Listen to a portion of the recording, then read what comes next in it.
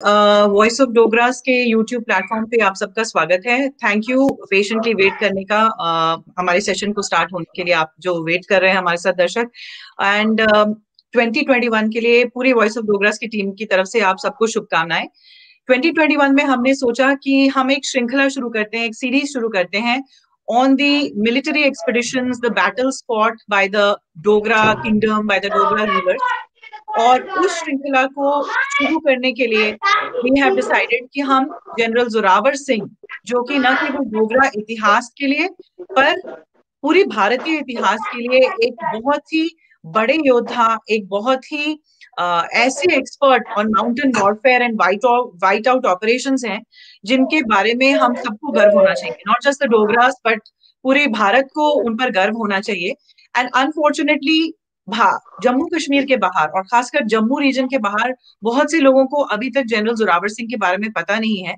तो आज उनके बारे में चर्चा करने के लिए, एक ऐसे योद्धा के बारे में जिनके शत्रु, जिनके एनिमीज कहते थे कि टिबेटन्स ने ये कहा था उनके बारे में कि वो एक ब्लैक मैजिक जानते हैं, वो एक तांत्रिक हैं, वो अपने एनिमीज के माइंड को कंट्रोल कर लेते हैं, ऐसा उनका पर्सनालिटी थी, उनकी ऐसी उनकी ख्याति थी।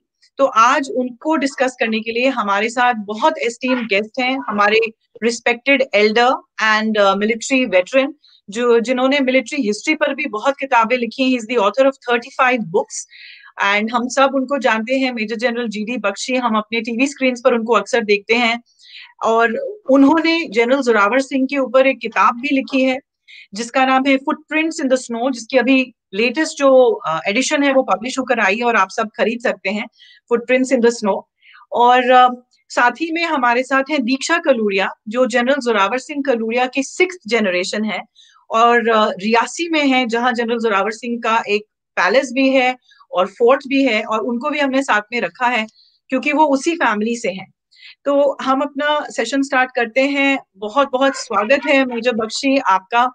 We are so delighted and so honoured कि आप हमारे प्लेटफॉर्म पे हैं and you are the best person. आपने जम्मू कश्मीर में सर्व भी किया है and if I am not wrong आप उस रेजिमेंट से हैं जिसके founding father in a way is general Zorawar Singh. So you are the best person to speak about him. So major general Bakshi, आप भारत को और हमारे जितने दर्शक हैं उनको बताइए कि कौन थे जनरल जोरावर सिंह और डोगरा कौन थे, बिकॉज दोनों चीजों के बारे में लोगों को पता नहीं है ज्यादा।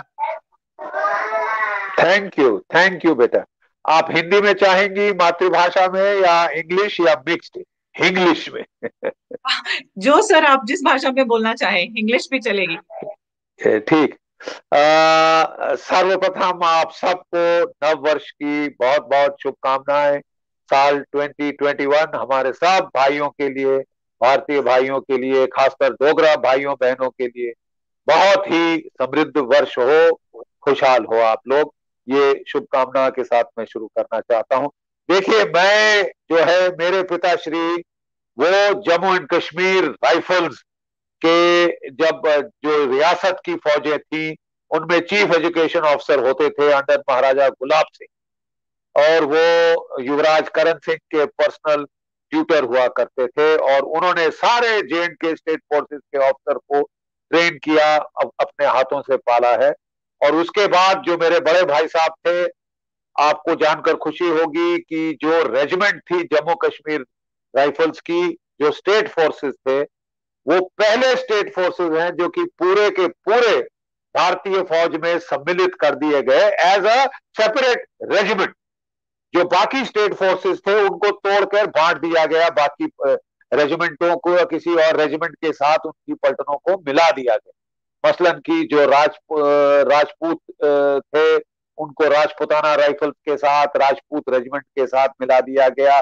जो मैसूर के थे उनको मद्रास रेजिमेंट के साथ मिला दिया गया, नाभा वालों को पंजाब रेजिमेंट से मिला दिया गया। लेकिन जम्मू एंड कश्मीर की जो रियासत की फौजें थी, जिनको महाराजा गुलाब सिंह ने खड़ा किया था, और जिसकी जो पहली पलटन 4 जे के राइफल, जिसमें मैं सेवारत हो चुका हूं, नौकरी कर चुका हूं, उसको जो है जनरल जोरावर सिंह ने खुद खड़ा किया था। पहले कर्नल कमांडेंट उसके होते थे कर्नल बस्ती राम। ठीक है। और ये इतिहास है जिससे हम जुड़े हुए हैं, ये इतिहास की कड़ी। लेकिन मैं शुरू करना चाहूंगा ये कहानी शुरू से, महाभारत। डोगरा जो है हमारे देश की एक बहुत लड़ाका कौम है, एक योद्धा कौम है, जो अभी हाल में योद्धा नहीं बने, महाभारत काल से ये योद्धा है। उस वक्त दोगरत और तिगरत नरेश, दोगरत मतलब जहां दो नदियां मिलती हैं, वहां जहां जुड़ता था उसको दोगरत, उस भूमि को दोगरत कहा जाता था। बाद में यही बन के डुग्गर बना और डुग्गर से शब्द आया डोगरा। तिगरत जो कि हिमाचल में तीन नदियां मिलती है, तो तिगरत यानी तीन नदियों के मिलने का स्थान, जो कि आज कांगड़ा वगैरह है, जहां से कि जनरल जोरावर सिंह साहब का उदय हुआ था। ठीक है, तो हम लोग जो है ये दोगरत और तिगरत नरेश महाभारत काल में लड़े थे। और किनके साथ लड़े? कौरवों के साथ लड़े। क्यों कौरवों के साथ लड़े? क्योंकि इन्होंने कहा कि देखिए साहब, हमने नमक कौरवों का खाया है, चाहे भगवान भी दूसरी तरफ आ जाए, हम अपने नमक की वफादारी से नहीं हटेंगे, हम अपने नमक की वफादारी से नहीं हिलेंगे, और हम लड़ेंगे चाहे भगवान भी सामने, श्री कृष्ण सामने है, अर्जुन जैसे महायोद्धा सामने है, फिर भी हम लड़ेंगे, हमको अपनी जान की कोई परवाह नहीं। और कहा जाता है कि एक दिन अर्जुन ने कसम खाई कि मैं इन सबको या तो खत्म कर दूंगा या मैं अपने प्राण त्याग दूंगा, क्योंकि बहुत नुकसान किया था दोगरत तिगरत राजाओं और उनकी फौजों ने, जो पांडव सेना थी। बहुत भीषण युद्ध हुआ। अर्जुन के जीवन का सबसे भीषण युद्ध दोगरत और तिगरत नरेशों के साथ था, और आखिरकार क्योंकि भगवान उसके साथ थे वो विजयी हो गया। लेकिन उसने भी लोहा माना कि इससे ज्यादा अच्छे लड़ाके मैंने नहीं देखे, और श्री कृष्ण ने खुद तारीफ की इनकी कि ऐसे महायोद्धा बहुत दुर्लभ होते। तो ये हमारी वंशावली है, ये हमारा उदय है, दोगरत तिगरत नरेश, महाभारत काल से कि महायोद्धा जो लड़ते आए। तो महाराजा गुलाब सिंह ने जो देखिए, ये जो Dogra military revival of arms है, ये एक और हिस्टोरिकल प्रोसेस से ज्वाइंट, उसको समझने की कोशिश करिए। 16वीं 17वीं शताब्दी में भारतवर्ष में एक जो है सैन्य शक्ति का पुनर्जागरण हुआ। There was a revival of Dogra military arms, there was a revival of Dogra military arms and Indian military arms. आपको याद होगा कि 10वीं सदी के बाद हम पे हमले पे हमला हुआ, इन्वेजन पे इन्वेजन हुई, हमारे शहर तहस नहस हो गए, पानीपत की सब लड़ाइयां हम हार गए, और हमारे मंदिरों को तोड़ा गया, हमारी औरतों का सामूहिक बलात्कार हुआ, उनको ले जाके वेश्या बाजारों में बेचा गया, काबुल और सामरकंद की। और बहुत ही हमारे लिए बुरा काल था। जो भारत की सोती सैन्य शक्ति थी, जो उसका त्राहिमाम हो चुका था, उसका पूर्ण उदय हुआ 16वीं 17वीं शताब्दी में भारत के अंदर। उत्तर में श्री गुरु महाराज गोविंद सिंह जी के नीचे ये सिख मिलिट्री रिवाइवल हुआ, जो कि बाद में डोगरा मिलिट्री रिवाइवल इसके साथ जुड़ गया। क्योंकि महाराजा गुलाब सिंह वो शुरू किए थे एक ट्रूपर के तौर पे सिख सेना में महाराजा रंजीत सिंह की, और अपनी काबिलियत, अपने शुजात, अपने हुनर की ताकत पे वो जर्नैल बने, और बाद में महाराजा रंजीत सिंह ने खुद उनको महाराजा राजा बना दिया जम्मू का। और वहां से उन्होंने डोगरा फौजों का जो है गठन शुरू किया। और वो कहते हैं कि एक बार नहा रहे थे तवी में, जबकि उन्होंने देखा कि जोरावर सिंह वही नहा रहे थे तवी के अंदर। जोरावर सिंह की बॉडी, कद, मसल्स देख के बहुत प्रभावित हुए, और उन्होंने उनको वहीं से जो है, उसकी किंवदंती है किस तरह उन्होंने उनको भर्ती किया। जोरावर सिंह को फिर रियासी का किलेदार बनाया गया, और वो मिलते रहते थे महाराजा गुलाब सिंह से।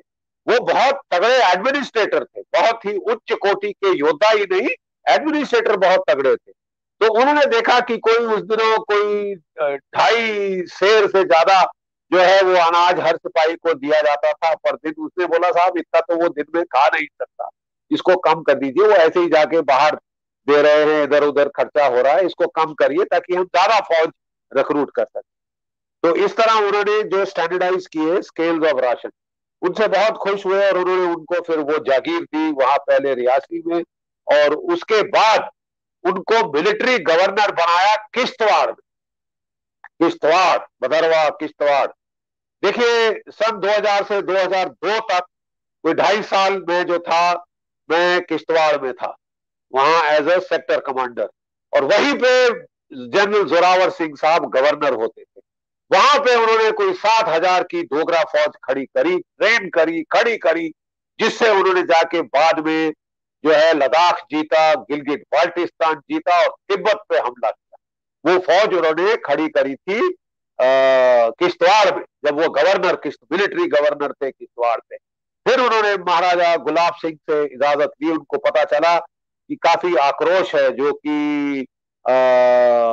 कि राजा था लद्दाख का, वो बहुत ही आलसी था, वो दिन में सोता था, रात को जागता था, पूरी अपनी दरबार को बिठा के बैठता था। लोग बहुत त्रस्त थे उनसे, उस राजा से। और तो उन्होंने अपील करी कि जोरावर सिंह को मदद के लिए, और उन्होंने फिर जो है ये इजाजत ली अपने महाराजा गुलाब सिंह से, और महाराजा रंजीत सिंह जी ने भी इसकी ब्लेसिंग दी। और दक्षिण मारवा वो एरिया है जहां मैं खुद जा चुका हूं, मैंने कई ऑपरेशन किए हैं, हेलीकॉप्टर के ऑपरेशन किए थे हमने उस इलाके में। बहुत दूर दराज का इलाका है, पैदल जाने के लिए 3 दिन लगते हैं मेरे नवापाची के पोस्ट तक। तो हम लोग वहां पे हेलीकॉप्टर से जाया करते थे। तो हमने वहां हेलीबॉर्न ऑपरेशन किए, तो मुझे पता चला कि इसी रास्ते महाराजा जो जो जो जनरल जोरावर सिंह थे, वो अपनी फौज लेके उन्होंने लद्दाख पे चढ़ाई की थी। इंडस का पुल उड़ा दिया जो लद्दाख के राजा ने। तो उन्होंने जो है मशकों के ऊपर जाके वो सिंधु नदी को पार किया। बर्फ वाली जो ठंड में वो जो है उस सिंधु नदी की बर्फ ठंडी पानी है, आइस का मेल्ट वाटर है, उसको अपनी जो गोट स्किन होती है ना, जिसको हम बोलते हैं मश्क बोलते हैं, वो मशकों को लेकर उन्होंने पार कर दिया, और दुश्मन हैरान हो गया, उन्होंने खदेड़ दिया और फिर बहुत बुरी तरह से हार लगाई। वो फौज जो उनके सामने आई वो उनसे कोई 3-4 गुना बड़ी फौज थी, लेकिन उन्होंने सीधा उसके देखा कि उनका एक स्टाइल होता था लड़ने का कि कमांडर किधर है, वहां पे वार करो, कमांडर पे वार करो, अपने आप बाकी फौज का हौसला पस्त हो जाएगा। क्योंकि जो पुराने जमाने की भारतीय फौजें थी, जहां राजा मारा जाता था, कमांडर मारा जाता था, वो भाग खड़ी होती। तो उसने जाके देखा कि कोई 10,000 से ज्यादा की फौज थी लद्दाख के राजा की, उसने सब जगह से लेके आया था, अपने वो म्याकपोन को भेजा था, अपने मिलिट्री कमांडर को। उन्होंने सीधा अपने जो घुड़सवारों को लेके अटैक किया, चार्ज किया जहां पे वो कमांडर था लद्दाखी, और वही हुआ कि उसको उन्होंने मार गिराया, बाकी फौज तितर बितर हो गई और वो सीधा लेह पहुंचे, लेह पे कब्जा कर, और वहां पे डोगरों का राज स्थापित हुआ। इसी तरह लेह लद्दाख आज अगर भारतवर्ष के पास है तो इसका श्रेय जनरल जोरावर सिंह को जाता है? और 1834 की बात है ये। और उसके बाद 5 विद्रोह हुए लद्दाख में। वो भी बड़े लड़ाके लोग हैं, वो ऐसे आसानी से मानने वाले नहीं थे। और जब सर्दी हुई थी तो वापस किश्तवाड़ चले गए थे जनरल जोरावर सिंह अपनी फौज वहां छोड़ के। तो उन्होंने विद्रोह किया, वो डोगरा फौज को वहां पे जो थे छोटी टुकड़ी, उसको मार डाला और फिर आजाद हो गए वो। तो जब ये खबर आई जनरल जोरावर सिंह के पास, तो वो जानते थे कि अगर मैं दक्षिण मारवा के रास्ते जाऊं, जो कि एक नदी है वहां, मारू बोलते हैं जिसको, वो है मारूद वृद्धा। ऋग्वेद में इस नदी का नाम मेंशन है, मारूद वृद्धा की नदी। और जो अथर्ववेद था, वो जो ऋषि जिन्होंने अथर्ववेद की प्राप्ति करी, उनके आश्रम मारूद वृद्धा की तट पे होते थे। ये आपको जानकर हैरानी होगी, अथर्ववेद वहां लिखा गया।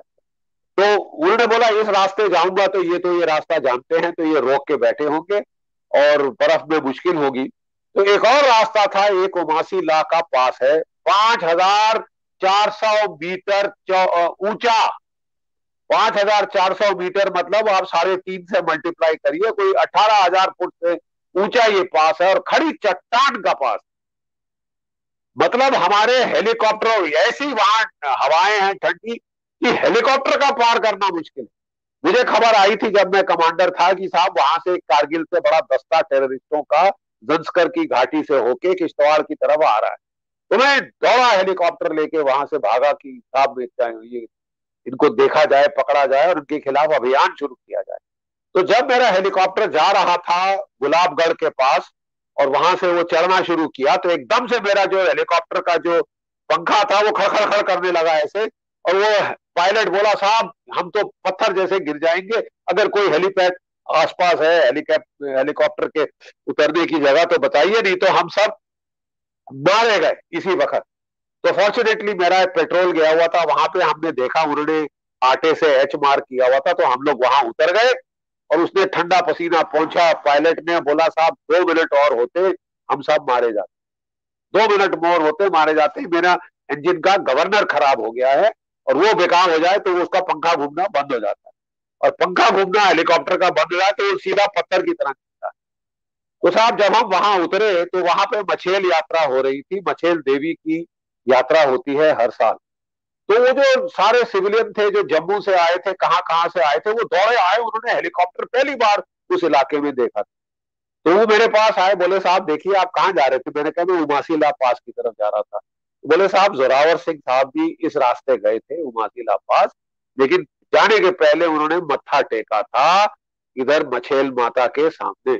उसको माथा टेके बगैर कोई वो दर्रा पार नहीं कर सकता। ये मंदिर भी जोरावर सिंह साहब ने बनवाया। तो हमने वहां मत्था टेका, हवन हो रहा था, हवन किया और ये तो एक चमत्कार सा हो गया था।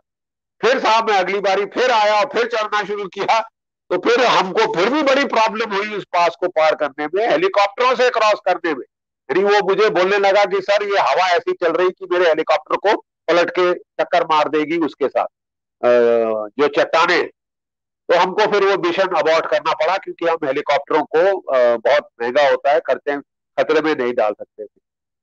उस उमासी ला पास को 4 बारी सर्दी के बर्फ में जनरल जोरावर सिंह और उनके डोगरा सिपाहियों ने पार किया। कोई एक्सट्रीम कोल्ड क्लोथिंग क्लाइमेट नहीं, कोई स्पेशल क्लोथिंग नहीं, कोई ऑक्सीजन टैंक नहीं, कोई बुखारी नहीं, कोई कुछ नहीं। किश्तवाड़ी कंबल ओढ़ के, जूतों पे पांव पे कंबल बांध के उन लोगों ने चढ़ के वो 18,000 से ज्यादा ऊंचा पास, 18-19 हजार का पास जाके पार किया और वो जाके लद्दाख पे चढ़ गए। तो वो हैरान रह गए लद्दाख वाले कि ये पीछे के रास्ते कहां से आ गए, और उन्होंने वहां विद्रोह को कुचला बड़ी बुरी तरह से और फिर डोगरा राज कायम किया। फिर विद्रोह हुआ, फिर जाके कुचला, फिर विद्रोह हुआ, फिर कुचला, आखिर वो इलाका बिल्कुल काबू में आ गया। अब जोरावर सिंह साहब ने जो है हमला किया गिलगिट बाल्टिस्तान स्कर्दू के इलाके, ये मुसलमानों के हाथ में था उस वक्त, और वहां के जो था राजा स्कर्दू का राजा, उसके खिलाफ उन्होंने हमला किया। बर्फ पड़ चुकी थी, वो बर्फ में गए, 1840 की बात है ये, 1840। उस वक्त जो बर्फ थी वो आधी कच्ची थी, मतलब कई कई जगह बर्फ जम चुकी थी ये इंदस नदी पे, और कई जगह गैप्स थे। तो कर्नल बस्ती राम थे 4 के इन्फेंट्री के, जो कि आप 4 के राइफल्स है इंडियन आर्मी की, वो उन्होंने रात में गए ठंड में, उन्होंने वहां वो बर्फ की जो जमी हुई नदी पे देखा कि एक जगह 2 जमे हुए इलाकों के बीच में बहुत कम गैप था। तो वहां उन्होंने शहतीर लगा के पुल बनाया और वहां से पूरी फौज को पार कराया। दुश्मन को उम्मीद नहीं थी कि वो इतनी बर्फ में, जबकि आधी पिघली आधी सूखी है, किसी की हिम्मत होगी ये बर्फानी इलाके में वो नदी पार करने की। वो गए और उन्होंने शिकस्त दी। वो जो स्कर्दू का राजा था उसकी फौजें भाग गई, उसको खदेड़ते खदेड़ते जाके गिलगिट बाल्टिस्तान पे अपना परचम फहरा दिया उन्होंने वहां पे, जनरल जोरावर सिंह साहब। और उसके अगले साल 1841 उन्होंने अपनी जिंदगी का सबसे बड़ा महान अभियान तिब्बत पे हमला किया।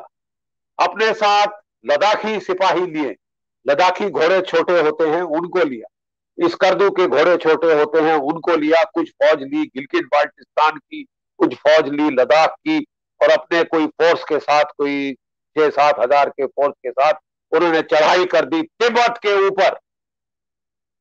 और वही जो रास्ता जो वहां भारतवर्ष की फौज आज बैठी है, कैलाश की जो रेंज है, जहाँ पे की बोला जाता है black top, helmet top, Rezang La, रेछिल्ला के दर्रे हैं, वहां के रास्ते होते हुए पेंगोंग त्सो झील के साथ साथ उन्होंने तिब्बत में हमला किया। 750 किलोमीटर तिब्बत के अंदर घुस गए, 750 किलोमीटर।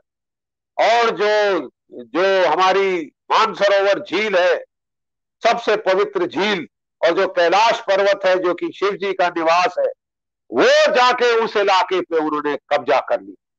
पहली बार हिंदू, मानधाता सिंह के बाद, राजा मानधाता के बाद अगर पहली बार हिंदुओं के कब्जे में हमारा सबसे पवित्र तीर्थ स्थान जो कि कैलाश मानसरोवर है, अगर वो आया, तो वो जनरल जोरावर सिंह की शुजात और बहादुरी की वजह से हमारा हिंदुओं का कब्जा कैलाश मानसरोवर पे हो गया।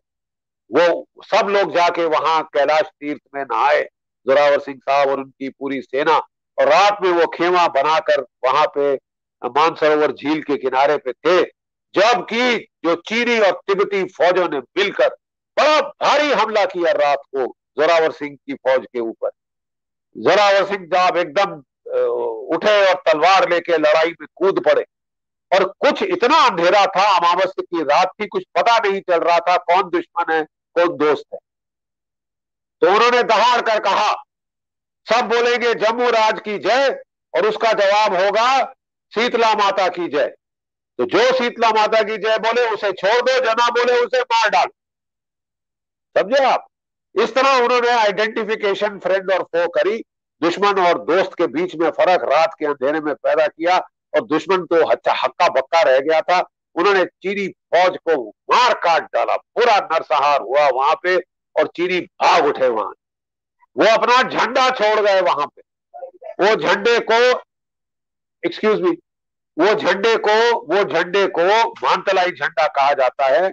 और आज भी अगर आप 4th battalion Jammu and Kashmir rifles के बेस में जाएं, तो वो चीनी झंडा वहां पे उल्टा लगाया रखा है, दुश्मन का झंडा। केवल एकमात्र पलटन है पूरी हिंदुस्तान की फौज में जिसके पास चीन का कैप्चर्ड झंडा है, वो है 4th battalion Jammu and Kashmir rifles, जो कि डायरेक्टली जनरल जोरावर सिंह साहब के नीचे लड़ी थी, और जिसके पास एकमात्र ऐसी पलटन जिसने चीन का झंडा छीना। तो साहब वो वहां पे एक्चुअली उस वक्त वहां पे वो तिब्बती और चीनी भाग गए लहासा की तरफ, सारे गांव जला दिए, सारे खेत जला दिए, ताकि इनको खाने पीने का कुछ ना मिले। सही मानों में उस वक्त वो सर्दी के लिए तैयार नहीं थे। तिब्बत की सर्दी जो कि -40 -50 डिग्री सेंटीग्रेड के ऊपर जाती है, कोई कवर नहीं है, ठंडी बर्फानी हवाएं चलती हैं, उनको वापस आ जाना चाहिए था। लेकिन वो हिम्मत वाले थे, उन्होंने कहा मैं वापस नहीं आऊंगा, और वो वहीं टिक गए। खाने को बहुत कमी पड़ गई थी, लकड़ी आग जलाने को नहीं मिल रही थी, बहुत ठंड के मारे इनका नुकसान हुआ। जब ये ठंड के मारे नुकसान उठा चुके थे, तो तब दुश्मन ने, चीनी फौज ने, वो जो है वो पूरा इसका फायदा उठाकर, एक पास था मयूब पास जिसको बारे में हमको नहीं मालूम था, उसके दर्रे से वो चुपचाप आए और उन्होंने हमला कर दिया जनरल जोरावर सिंह की फौज ऊपर। बड़ी भीषण लड़ाई हुई, बड़ी भीषण लड़ाई हुई। और वो जो थे जनरल जोरावर सिंह खुद अपनी तलवार लेके मार काट मचा रखी। तो उन्होंने, तिब्बतियों ने जो थे और जो चीनी थे, उन्होंने बोला ये तो तांत्रिक है, इसको ऐसे मारा नहीं जा सकता।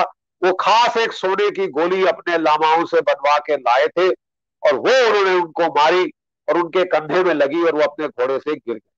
फिर भी वो लड़ते रहे, ऐसी हिम्मत थी, वो फिर भी लड़ते रहे, बिल्कुल उन्होंने हिम्मत नहीं हारी। और लेकिन फिर उसके बाद पीछे से एक चीनी घुड़सवार आया, और उसने पीठ पीछे से वार किया अपने भाले से, और उनको शहीद कर दिया। जैसे ही उनकी शहादत हुई, जो हमारी डोगरा फौज थी, हमारी भारतीय फौज थी, जो वहां पे, उनके हौसले पस्त हो गए, और वो वाला युद्ध वो हार गए। फिर भी वो जो है लड़ते लड़ते भी एक टुकड़ी जनरल कर्नल बस्ती राम के नीचे, वो जो है नेपाल के रास्ते वो निकल के भारतवर्ष में अपने आप को बचाकर आ गई। और वो अपनी, उनकी जो है वो डेड बॉडी साथ ला रहे थे, तो वहां पे उनको डेड बॉडी छोड़नी पड़ी उधर पे। और जो तिब्बती थे उन्होंने, और जो चीनी थे उन्होंने सम्मान दिया, ये तो महान तांत्रिक है। उन्होंने उनके लिए एक समाधि बनाई है, एक जगह है तिब्बत में जिसको बोलते हैं टोयो। ये थोड़ा हट के है अंदर, नेपाल की सीमा से तिब्बत के अंदर। वहां पे दुश्मन ने समाधि बनाई है जनरल जोरावर सिंह की, टोयो की जो समाधि। तो जो ना केवल भारत के इतिहास में, ना केवल डोगरा इतिहास तो आप छोड़ दीजिए, मैं कह रहा हूं भारत के इतिहास में ऐसा दूसरा कोई ऑपरेशन नहीं है। आज तक आपकी फौज जो है कैलाश मानसरोवर नहीं पहुंच सकती है। हमें बड़ी उम्मीद थी कि अगर युद्ध होता है तो हमारे लड़के एक बार फिर कैलाश मानसरोवर को दुश्मन की गिरफ्त से आजाद कराएंगे। वो हमारा बहुत बड़ा तीर्थ स्थान है, सबसे महत्वपूर्ण तीर्थ स्थान है हिंदू धर्म का। लेकिन वो अभी तक हम लोग नहीं कर पाए जो जनरल जोरावर सिंह कर गए 1841 में। 1841 में, तकरीबन 2 सदी पहले, वो बगैर एक्सट्रीम कोल्ड क्लोथिंग, बगैर अल्पाइन इक्विपमेंट, बगैर crampon, boot, special clothing, sleeping bag, शैग, सब के बगैर वो वहां पे चढ़ गए थे किश्तवाड़ी कंबल लेके। और केवल हिम्मत और शुजात से उन्होंने ऐसी शिकस्त लगाई थी। और अगर वो सर्दी में वापस आ गए होते, कोई सवाल नहीं था कि दुश्मन उनका बाल बांका कर सकता था, अगले साल वो फिर वहां पहुंच जाते। लेकिन ये एक बड़ा दुखद हुआ। आप भारतवर्ष का इतिहास भी छोड़ दीजिए, दुनिया के इतिहास में ऐसा दूसरा कोई ऑपरेशन नहीं। माउंटेन वॉरफेयर के ऑपरेशंस में, वर्ल्ड हिस्ट्री में इससे ज्यादा जबरदस्त ऑपरेशन नहीं हुआ है आज तक। इतना तगड़ा ऑपरेशन आज तक नहीं हुआ है दुनिया के इतिहास। ये मैं आपको बताना चाहता हूं, जिसमें हम जीते हो। 62 में तो पिटी थे हम लोग, ये हम जीते थे। इतनी जबरदस्त जीत हासिल करी, ना केवल अपने इलाके का बचाव किया, लेकिन दुश्मन के खेमे में घुसकर उसकी जमीन पे कब्जा कर लेना, भारत की जो है टेरिटरी का विस्तार करना, लद्दाख पे कब्जा करना, गिलगिट बाल्टिस्तान पे कब्जा करना। वो तो शिंजियांग पे भी चढ़ाई करने की सोच रहे थे, फिर वो तिब्बत की तरफ चले गए। ठीक है, उनसे ज्यादा बड़ा स्नो वॉरफेयर का एक्सपर्ट आज तक दुनिया ने नहीं देखा है, ना पैदा हुआ है। और उम्मीद करते हैं फिर उनका पुनर्जन्म होगा हमारे बीच। लेकिन ये एक मिसाल है अपने आप में, कीर्तिमान है mountain warfare, white out operation. सफेद बर्फ, जहां सफेद बर्फ के सिवा कुछ ना दिखता हो, ऐसे स्थानों पे ऑपरेट करना हर किसी के लिए संभव नहीं है।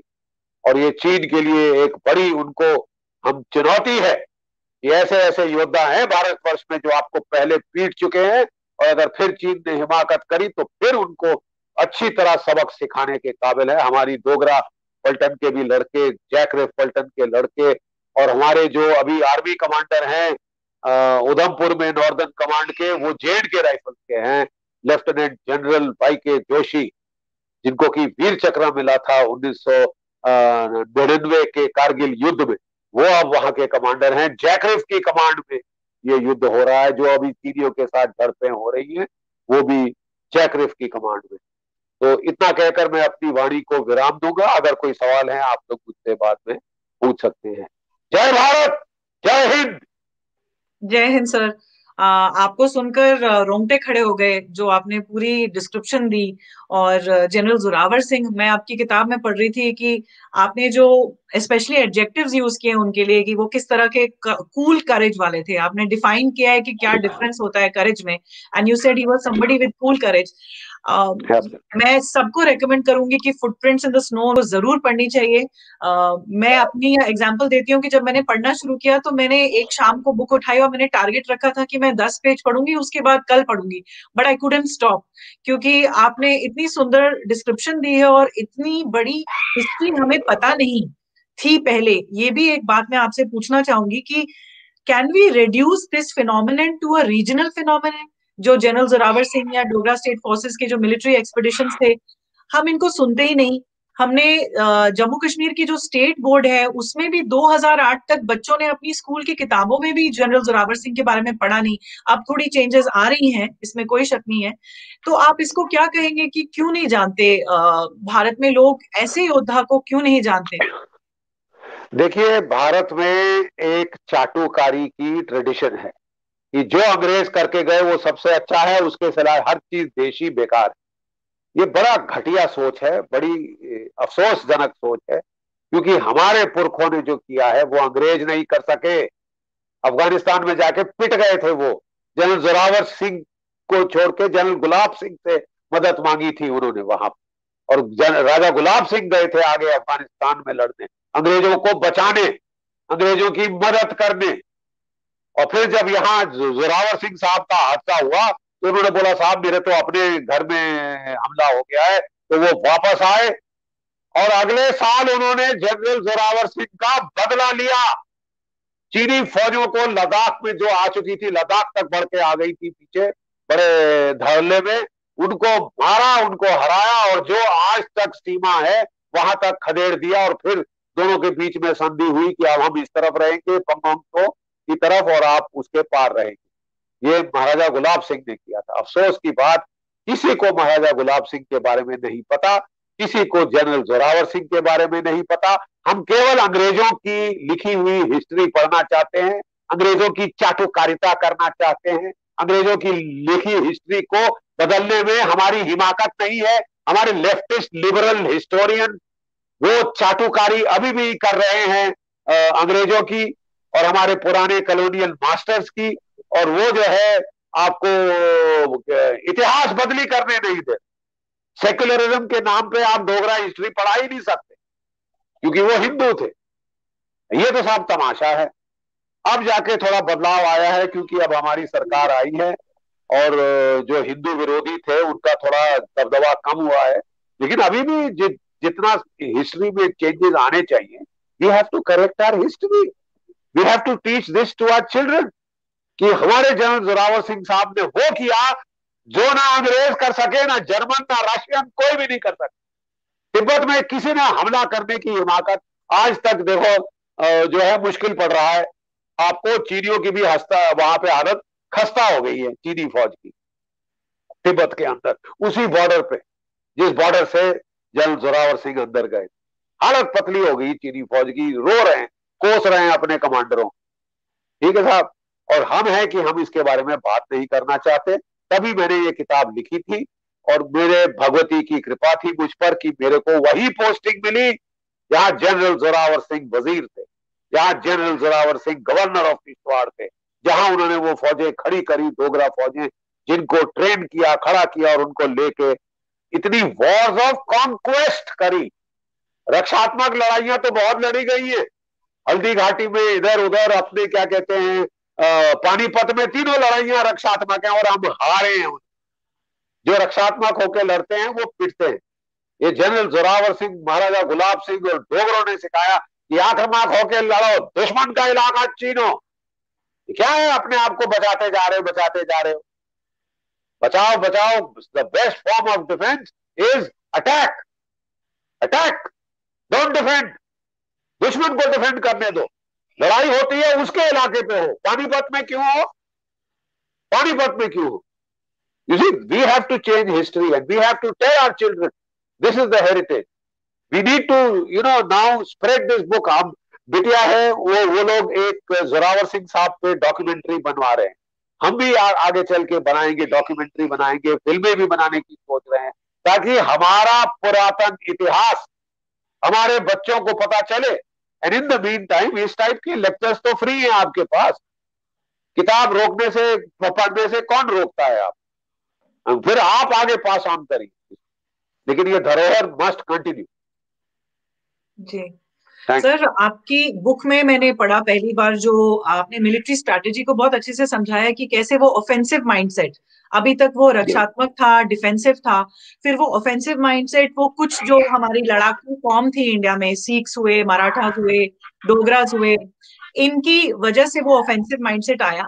बट साथ में I think Indian military ethos की आपने एक बहुत ही अच्छी बात कही जो मैं आपकी बुक से निकाल सकती हूँ। आपने कहा कि Maharaja Gulab Singh and Zorawar Singh would wait for a just reason to attack. तो जब वो लद्दाख भी गए तो somebody, one of the Ladakhi kings actually wrote to them and said कि आप आओ, because उसकी टेरिटरी बहुत राही है। जी बिल्कुल बिल्कुल। You see, we always fought just war.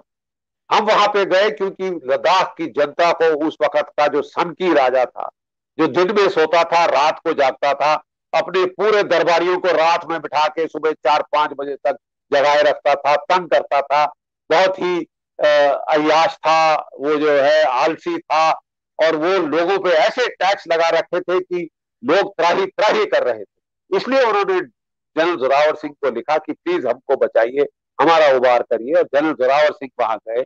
उन्होंने जो टैक्सेशन थी एग्रीकल्चरल, जो टैक्स था वो बहुत ही ज्यादा, 50% टैक्स, ज्यादा टैक्स वो लगा के उठा के राजा ले जाता था। उन्होंने उसको बिल्कुल जो है बड़ा ही उसको रैशनलाइज किया, और वहां के लोग इतने खुश थे कि वो उनके साथ जाके तिब्बत बाल्टिस्तान में लड़े, तिब्बत में लड़े, मारे गए, लेकिन वो वफादार रहे, क्योंकि ये he was a just king, he was a just ruler, Maharaja Gulab Singh. और उन्होंने कोई अनजस्ट वॉर्स नहीं फाइट करे। जब भी वो बाहर भी हमला किया, जस्टिस को मद्देनजर हमला किया। जब वो इस कर्दू वाले लोग तंग कर रहे थे हमारे ट्रेडर्स को, तब उन्होंने उन पे पलटवार किया, जस्ट वॉर की। और ये जो है अपना तिब्बत में, वो तो हिंदुओं का तीर्थ स्थान है सबसे बड़ा, कायदे से वो हमारे साथ होना चाहिए। चीन का उस पर क्या अधिकार, चीन का क्या अधिकार? तो जस्ट अगर हम वापस भी लेंगे तो मैं समझता हूं बहुत जस्ट होगा ये, क्योंकि सबसे पवित्र स्थान हमारे धर्म का वो है कैलाश मानसरोवर। तो लोगों को तो अपने आप दे देना चाहिए, श्रद्धा में देना चाहिए। वहां पे आजकल चीनी फौज ने अपने तंबू गाड़ रखे हैं, वहां पे लैट्रीन कर रहे हैं, वहां पे गंद कर रहे हैं। चीनी फौज वहां पे मिसाइल डिप्लॉय करके बैठी है। क्या वेटिकन में आप मिसाइल डिप्लॉय कर सकते हैं? ऐसे पवित्र स्थान में क्या आप मिसाइल और गंद शुद्ध फैला सकते हैं? लेकिन वो चीनी फौज कर रही, क्योंकि उसको कुछ नहीं है, कोई भावना नहीं है, उनके धर्म से वो मिलता ही नहीं है। वो अपने आप को नास्तिक बोलते हैं, हमारा तो कोई धर्म ही नहीं। तो जो भी किया उन्होंने जस्ट वॉर के तौर पे किया। Thank you. सर, आपकी बुक में एक और चीज मैंने पढ़ी जो मैंने पहले नहीं सुनी थी। वो आपने लिखा कि जनरल जोरावर सिंह के बारे में और उनके कैरेक्टर को बताता है ये कि he was not taking money, like जो भी एक्स्ट्रा आता था, जब एक बार महाराजा गुलाब सिंह ने उनको भाई बोल दिया तो वो उन्होंने लेना बंद कर दी, and it started going to the state treasury. बिल्कुल बिल्कुल, यू सी, ये ही कमांडर की दिखाता है। देखिए आजकल लोग जो ज्यादा ऊंचे पहुंच जाते हैं वो भ्रष्टाचार में फंस जाते हैं, वो आर्म्स डील्स में पैसे कमाने लगते हैं। बस वो ये देखते हैं कि किस तरह मैं अपने आप के लिए पैसा खसोटूं और ओहदे बनाऊं, ये करूं वो करूं। जहां जनरल महाराजा गुलाब सिंह ने उनको भाई बोला, तो मैंने बोला मैं अपने भाई से मैं थोड़ी तनख्वाह थोड़ी ना ले सकता हूँ, पैसा थोड़ी ना, सारा उनका जो है गवर्नमेंट ट्रेजरी में जाता था। ऐसे वो जो है महान आत्मा, ऐसे मिसाल बहुत कम मिलते हैं इतिहास में, बहुत कम मिलते हैं। जितना स्टडी किया जाए, हम क्यों फिल्मा रॉमेल को पढ़ते हैं, स्लिम को पढ़ते हैं, मॉन्टगोमरी को पढ़ते हैं, मैकार्थर को पढ़ते हैं, जनरल मैकार्थर, क्यों? आपके अपने जर्नैल कोई कम है? लेकिन आप उनके बारे में, क्योंकि वो तो हिंदुस्तानी है, और देसी चीज तो बेकार होती है, विलायती चीज, अमेरिकन चीज बहुत बढ़िया है। ये माइंडसेट है जो कि अभी तक चाटुकारी का, गुलामी का अभी तक गया नहीं था कि 73 साल 74 साल आजादी के हो गए हैं, हम वही के वही उसी राग में फंसे हुए हैं जो कॉलोनियल थे। जी सर, आपने मेरा आपको मतलब आई वुड से सेकंड लास्ट क्वेश्चन, अगर दीक्षा बार बार ड्रॉप हो रही है उसका 2G है, लेकिन आपने बुक में ये भी लिखा है कि जो हमारे मिलिट्री कैंपेन्स हुए उसके बाद आफ्टर 47, वो कितनी सारे कैंपेन्स या वो कितनी सारी बैटल्स उस टेरेन में हुई या उस ज्योग्राफी में हुई जहां डोगरे लड़ चुके थे, एंड इसीलिए उसकी study as a military study also is very important. चाहे वो 47 की लड़ाई हो, चाहे वो फिर बाद में चाइनीज के साथ जो हमने लड़ाइयां लड़ी, जो अभी भी जो हम देख रहे हैं कि पैंगोंग लेक के साथ के पास लड़ाइयां हो रही हैं या skirmishes हो रही हैं, all this has already been done. तो अगर किसी के मन में ये सवाल आता है कि ये सारा डेटेड है, अभी क्या फायदा इनकी बातें करने की, but you have insisted that no, this needs to be studied. तो आप बताएं, थोड़ा सा इसके बारे में बताएं कि what should we do, why is this important for us to know. देखिए मैं आई एम वेरी ग्लैड बेटा कि आपने वाकई मेरी बुक पढ़ी और स्टडी किया। ना सिर्फ पढ़ी, एक होता है पढ़ना, स्किम थ्रू करना और शौक के लिए, दूसरा होता है स्टडी करना। I must compliment you, you have really studied and understood that book. देखिए, हम लोग मिलिट्री हिस्ट्री कंपलसरी सब्जेक्ट है, फौज में पढ़ना पड़ता है, एनडीए में, आईएमए में एग्जाम देने पड़ते हैं, उसके बाद हमारे प्रमोशन एग्जाम्स में मिलिट्री हिस्ट्री आती है। और मिलिट्री इतिहास, सैन्य इतिहास हम क्यों पढ़ते हैं? क्योंकि अगर खासकर लड़ाई उसी बैटलफील्ड में फिर से होनी हो, सारी पाकिस्तान की लड़ाइयां उसी क्षेत्र में हुई है जहां पे हमारी डोगरा फौजें लड़ी, जहां पे चीन है, चीन के एग्जैक्ट उसी एरिया पे फाइटिंग हो रही है, झड़प हो रही है, पंगोंगसो के नॉर्थ और साउथ पे, पंगोंगसो के नॉर्थ और साउथ, साउथ पंगोंगसो से होके जनरल जोरावर सिंह अपना लश्कर लेके तिब्बत के अंदर उन्होंने हमला किया था, 750 किलोमीटर गए थे उसी पास के जरिए जो कि पंगोंगसो लेक के सदन में है। तो ये पढ़ना तो आपके लिए कंपलसरी है, शौक की बात नहीं कि साहब चलो हम अपना इतिहास जान लें, 200 साल पहले क्या हुआ था वो जान लें, शौक के लिए, नॉलेज के लिए। अरे साहब, आपको वही लड़ना है, जमीन तो वही है, the ground is the same, पहाड़ थोड़ी ना बदली होंगे, कभी बर्फ ज्यादा कभी कम, बस इतना ही फर्क होगा। तो अगर आप उसके बारे में नहीं पढ़ेंगे तो आप नई लड़ाई कैसे लड़ेंगे? लेकिन अगर आपको पुरानी लड़ाई कैसे हुई थी, कौन कहां से आया था, कौन कौन सा दर्रा पार किया था, उमासीला कहां है, किसी को तो पता ही नहीं। ये क्योंकि हम लड़े हैं वहां पे, इसलिए हमको ये पता चला, और क्योंकि हमारी डोगरा फौजें लड़ी हैं, अगर हम उनसे ये नहीं सीखें तो हम भारी भूल और बेवकूफी करेंगे। ये तो कंपलसरी मिलिट्री रीडिंग होनी चाहिए आर्मी में। और मैं ये किताब लेके जा रहा हूं हमारे चीफ साहब के, आर्मी चीफ साहब के पास कि साहब ये पढ़ाइए ना, हम क्यों अंग्रेजों के बारे, अंग्रेजों की चाटुकारिता कर रहे हैं? मॉन्टगोमरी, रोमेल, वो तो जर्मन था और वो अंग्रेज थे, मैकार्थर अमेरिकन था। अरे हमारे सिपाही मर गए, हमारे जर्नल खलास हो गए हैं, इतने आला जर्नल आपके पास हैं, तो आपको बाहर जाके पढ़ने की क्या जरूरत है? क्योंकि वो तो अलग जमीन पे लड़े थे। नॉर्थ अफ्रीका आप कहां जाएंगे अब लड़ने के? लेकिन लद्दाख में आपको लड़ना, आप लड़ाई लड़ रहे हैं, you are fighting there now, you have to learn from history, those who do not learn from history are condemned to repeat it. Thank you. Sir, one last question इससे पहले कि मैं दीक्षा के पास जाऊं, because I am a very proud Indian and a very proud Dogra, what made the Dogra army superior to all their adversaries in High Asia? You know, Afghans, Tibetans, Chinese, Baltis, Dardis, Chilasis, इन सब से क्या superior बात थी? ये मेरा आपसे last सवाल है। जो सुपीरियर बात थी, number 1 was the fighting spirit. Number 2 was the scientific organization of the state forces. They were organized on modern lines, like the European armies of that era were organized. जो superior बात थी was his use of artillery. वो जो है गुम्बाचा और छोटी छोटी तोपें, वो लेके गए ऊंटों पे लाद के, याक पे लाद के, और because of his artillery firepower he was able to destroy armies much larger than his. और वो अपने साथ तमंचे लेके गए, अपने साथ वो जो राइफलें होती हैं, मस्केट, वो लेके गए, और वो मतलब 200 गज दूर से ही वो दुश्मन को मार डालते थे। तलवार की तो बात ही बाद में आती है। तो he was ahead of his time. He was fighting scientifically. He was fighting with modern organizations and modern methods. पहले क्या होता था, फौज में एक बड़ा बस जमघट्टा होता था, हर गांव से दस्ते आते थे, इकट्ठे होते थे, बोले वो है दुश्मन, धावा, बस वो दौड़ते रहते थे, जैसे आपने महाभारत या रामायण के सीरियल्स में देखा होगा। यहाँ पे जो लड़ाई हुई, ये प्रॉपर बटालियन, कंपनीज, यहां तक कि मैंने आपको बताया 4th J&K राइफल पलटन जो कर्नल बस्ती राम के नीचे लड़ी, वो अभी भी हमारी फौज में कायम है। 200 साल पुरानी रेजिमेंट है, ये अभी भी कायम है, 4th battalion Jammu and Kashmir rifle. और जब वो जनरल जोरावर सिंह शहीद हो गए, तब भी वो जो कर्नल साहब थे, वो ये पलटन को बचा के वापस ले आए, वहां से तिब्बत से नेपाल और नेपाल से भारत और भारत से वापस अपने देश डोगरा, जो देश डोगरा था उस वक्त, वहां वो गए। क्योंकि पहले क्या होता था, राजा मर गया, पूरी फौज खलास। लेकिन यहां राजा के, जर्नैल के, शहीद होने के बाद भी छोटी छोटी टुकड़ियां they were able to retain combat cohesion and function in a good way, which is a great problem of Indian military history.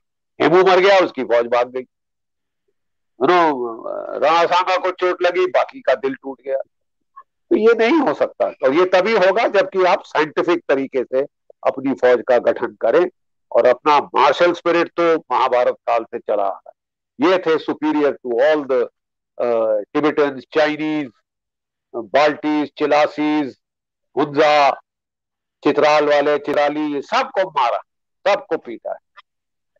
Thank you. जी सर, इनफैक्ट मैं वापस कहूंगी कि आपकी book footprints in the snow सबको पढ़नी चाहिए।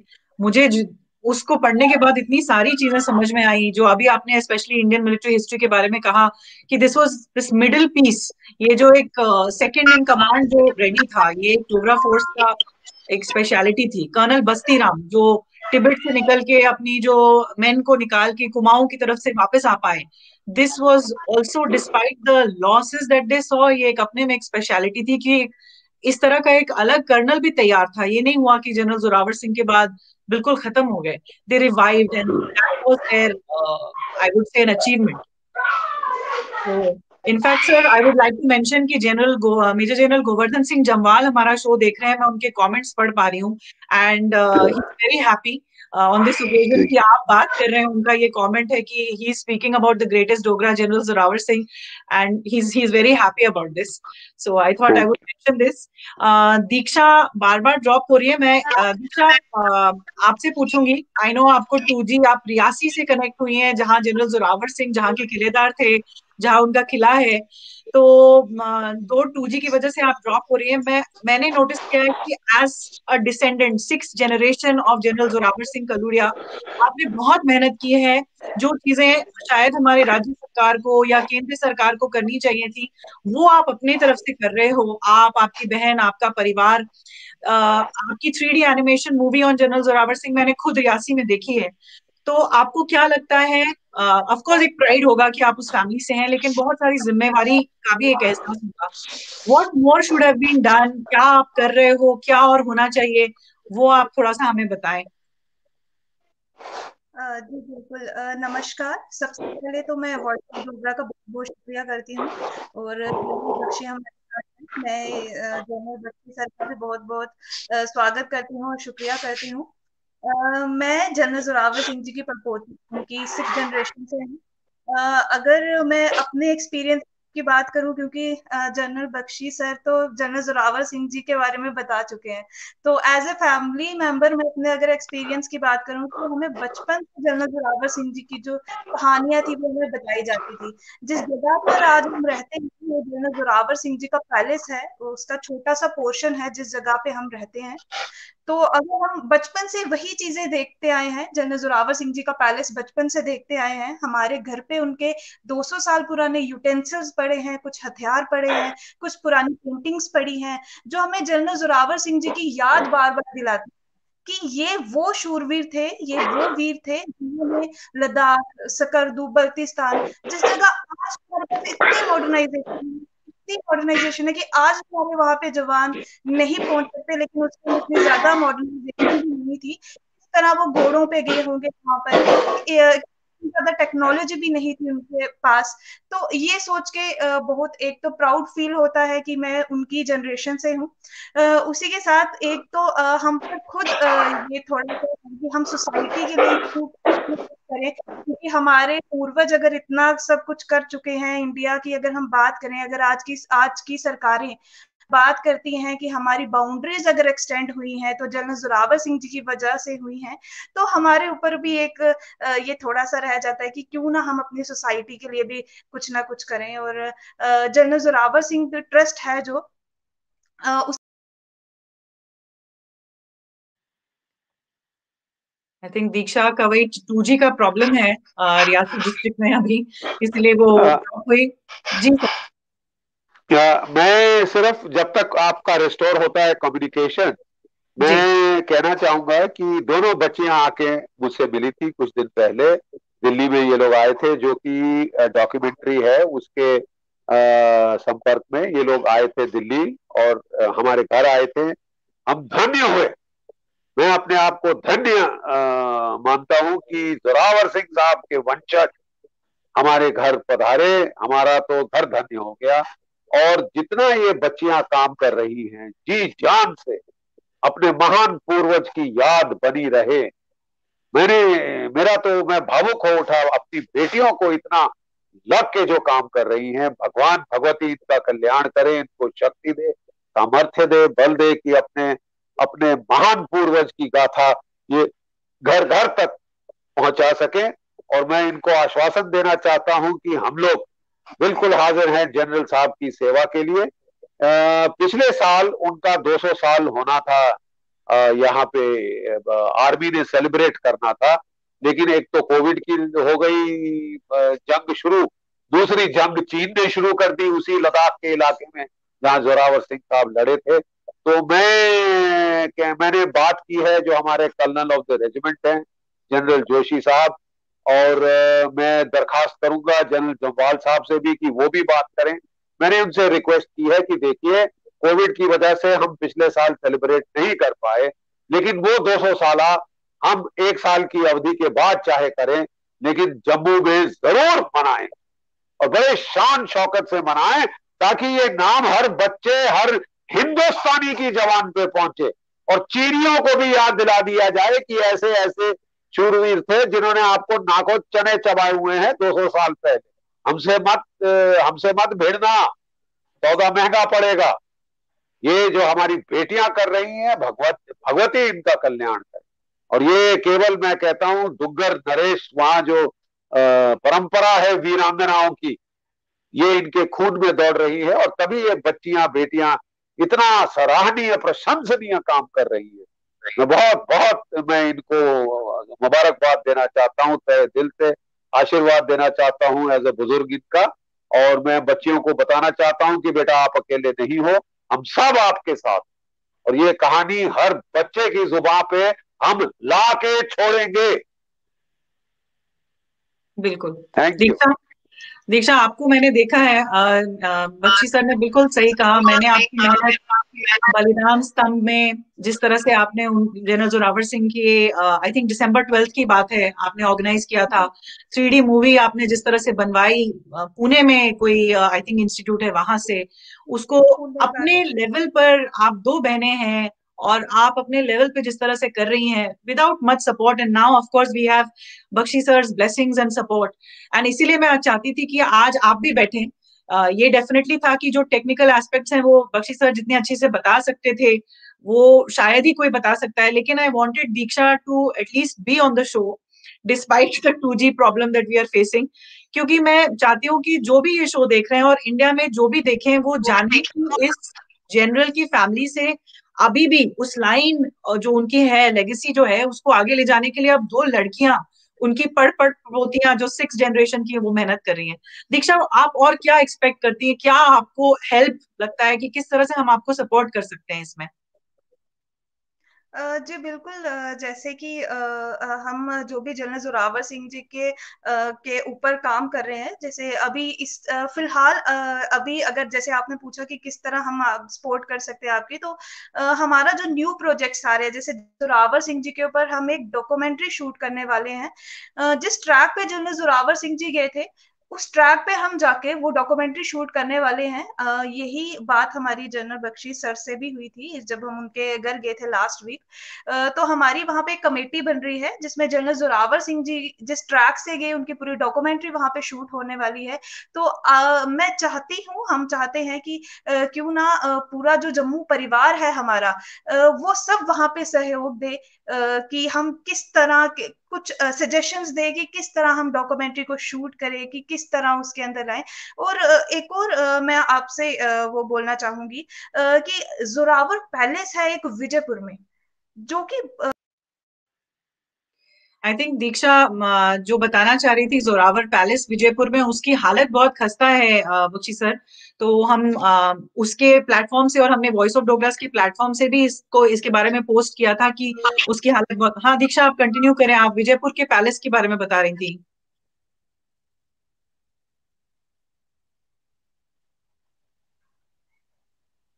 दीक्षा, आप बताएं, विजयपुर पैलेस के बारे में आप बोल रही थी। जी hello, I am audible? Yes, you are audible. Okay okay, या हाँ जी, पैलेस जो विजयपुर पैलेस है रियासी में, जनरल जोरावर सिंह जी का पैलेस है ये। यहाँ पर उनका परिवार रहता था, हमारी फैमिली वहां पर रहती। लेकिन कुछ समय से जो ये पैलेस है इसकी हालत इतनी अच्छी नहीं है, दिन ब दिन इसकी हालत बिगड़ती जा रही है। हम बहुत सारी सरकारें यहाँ पर आई, हमने बहुत सारी अपील भी की सरकारों से। मेरे फादर ने पिछले 15 सालों से, जब उनकी जन्मतिथि आती है, जब उनका मातरजम डे आता है, हर बार ये इश्तेहार निकालते हैं कि जोरावर सिंह जी को जो पैलेस है, गवर्नमेंट से अपील करते हैं हम कि जोरावर सिंह जी के पैलेस को रेनोवेट किया जाए कम से कम। लेकिन बहुत सारी गवर्नमेंट आई पिछले 70 साल से, जो गवर्नमेंट चली, लेकिन जो अभी गवर्नमेंट न्यू आई, किसी ने भी जोरावर सिंह जी के पैलेस की तरफ नहीं देखा। आज जो हमारी सरकारें हैं ये बात करती हैं कि हमारी बाउंड्रीज अगर बढ़ाई गई हैं, वो डोगरास की वजह से बढ़ाई गई हैं, या हमारी आर्मी की वजह से बढ़ाई गई हैं, लेकिन वो जनरल। बख्शी सर, इसमें मैं लास्ट में आपसे चाहूंगी, दीक्षा ने बहुत अच्छी बात की। आपने पहले भी बोला कि वो जो एक कॉन्टॉर्टेड एंड वॉर्प्ड आइडिया है सेक्युलरिज्म का, उसकी वजह से डोगरों को उनकी जगह नहीं दी जाती।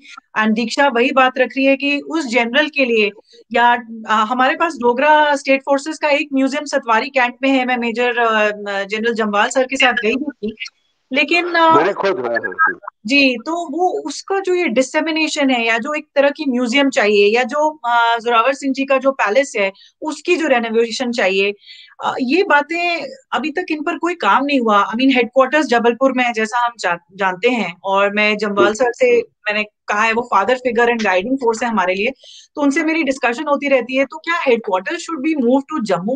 मतलब जम्मू के बच्चों तक को नहीं पता। आपने जेनेटिक इम्प्रिंट की बात की, मैं खुद जम्मू के लड़कों को, आप कहीं भी किसी भी डिस्ट्रिक्ट में जाइए, वो रोड पे आपको दौड़ते हुए नजर आएंगे, क्योंकि उनको आर्मी में भर्ती होना है। But they don't have access to the museum, they don't have access to this information. हमारी, आपने आपकी बुक में लास्ट में आपने फोर्ट्स पूरे लिस्ट किए हैं जो डोगरा ने बनाए, वो भी उनकी स्पेशलिटी थी, वो जो वॉर स्ट्रेटेजी में फोर्ट्स बनाने की। मेरे को वो भी बड़ा इंटरेस्टिंग लगा। लेकिन उन फोर्ट्स एकदम जर्जर हालत में है। What should be done to change this, जो दीक्षा भी बात कर रही है? देखिए, एक तो बहुत अच्छी चीज ये हुई है कि ये स्टेट की ट्राइफरकेशन हुई है, नहीं तो एक नए किस्म की कॉलोनियलिज्म शुरू हो गई थी।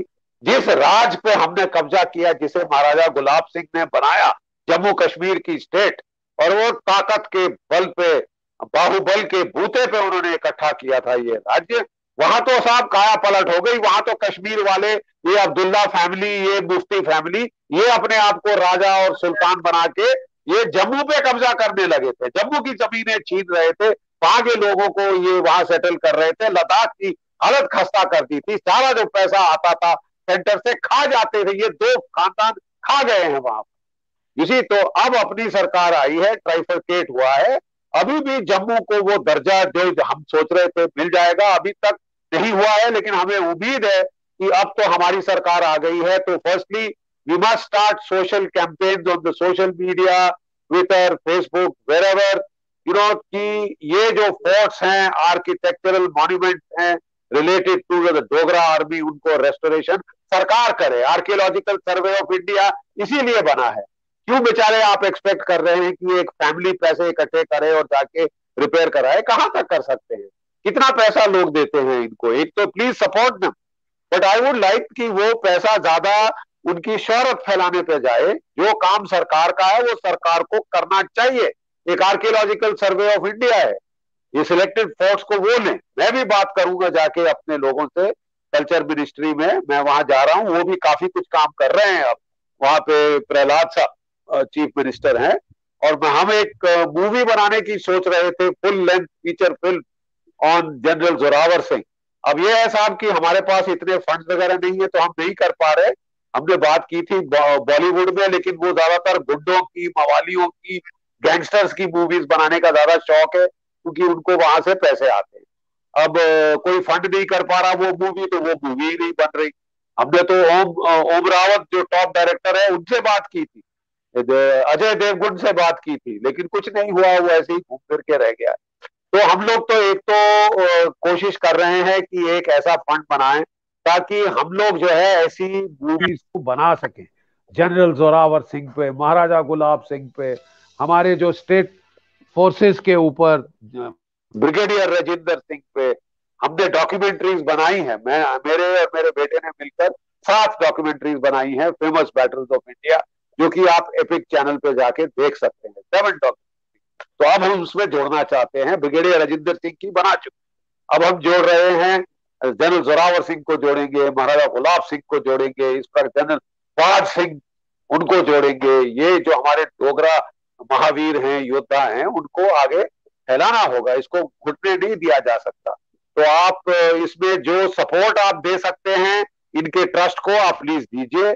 अगर आप हमको हेल्प करना चाहते हैं to make these full feature length movies, whatever you can give is welcome, because we are short of resources. बाकी हम सरकार के पीछे पड़ रहे हैं, और मैं बिटिया को आश्वासन देना चाहता हूं कि 9 सेक्टर RR जो मैंने कमांड किया था, जो किश्तवाड़ में है, मैं उनसे बात करूंगा कि वो आपको सहयोग दें ये जो फिल्म करने के लिए, और आपको इजाजत वगैरह दी जाए। वो इलाका क्योंकि बड़ा खतरनाक इलाका था, अब तो काफी हमने मार मार के सीधा किया है, और मेरे आने तक वहां बिल्कुल आपको पता नहीं कि वहां से डोगरे राजपूत को, डोगरों को भी भगाने की साजिश थी टेररिस्टों की, और वहां से पलायन शुरू हो गया था।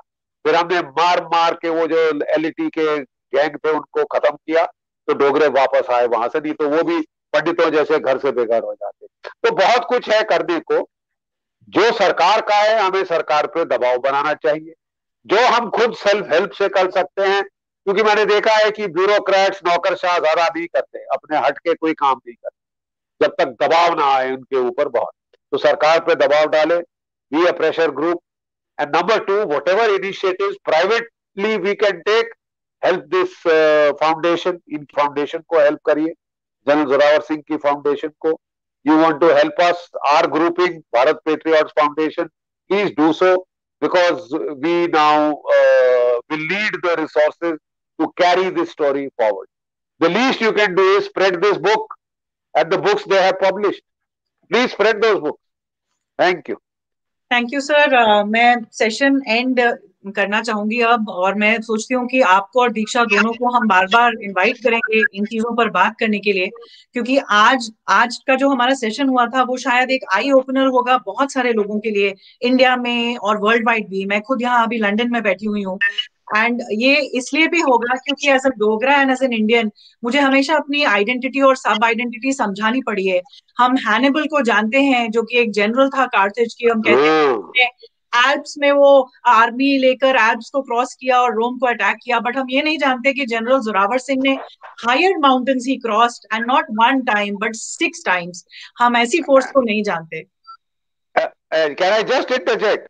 जी जो जी पहाड़ एल्प्स पार किए हैनिबल ने, they are pygmies compare to the Himalaya. उनकी मैक्सिमम हाइट कोई 3000 मीटर के करीब होगी आसपास, ये 5,500-6 हजार मीटर पे लड़े। Hannibal was a pygmy compare to general Zorawar Singh. जी सर, बिल्कुल। एंड इसीलिए मेरी रिक्वेस्ट है, जितने भी लोग हमें देख रहे हैं इस वीडियो को शेयर करें, आप सर की बुक खरीदें, footprints in the snow, because ये इसको एक रीजनल फिनोमिनन पे रिड्यूस ना करें। ये सिविलाइजेशनल प्राइड होनी चाहिए हमारी, ये हमारे लिए सिविलाइजेशनल हिस्ट्री का पार्ट है, ये सिर्फ डोगरा हिस्ट्री के लिए इंपॉर्टेंट नहीं है। दीक्षा कलूडिया जो फैमिली है जोरावर सिंह की, उनको सपोर्ट करें, and of course major Bakshi जिन्होंने कितने एफर्ट्स लिए हैं, वो भी हम सब जुड़े। जब मिलकर हम कुछ करेंगे तभी आई थिंक हम बचा सकते हैं अपनी हिस्ट्री को, जो बहुत कुछ हमें सिखा सकती है। So thank you so much Bakshi sir, thank you so much Diksha. Voice of Dogras की टीम की तरफ से, जम्मू की तरफ से बहुत बहुत धन्यवाद आपका। नमस्ते। थैंक यू बेटा। Just a small little correction, I am major general. जी major general ji. Thank you. नमस्कार। जय हिंद। जय हिंद, जय भगवत। हमारी पलटन का नारा था, बोल दुर्गे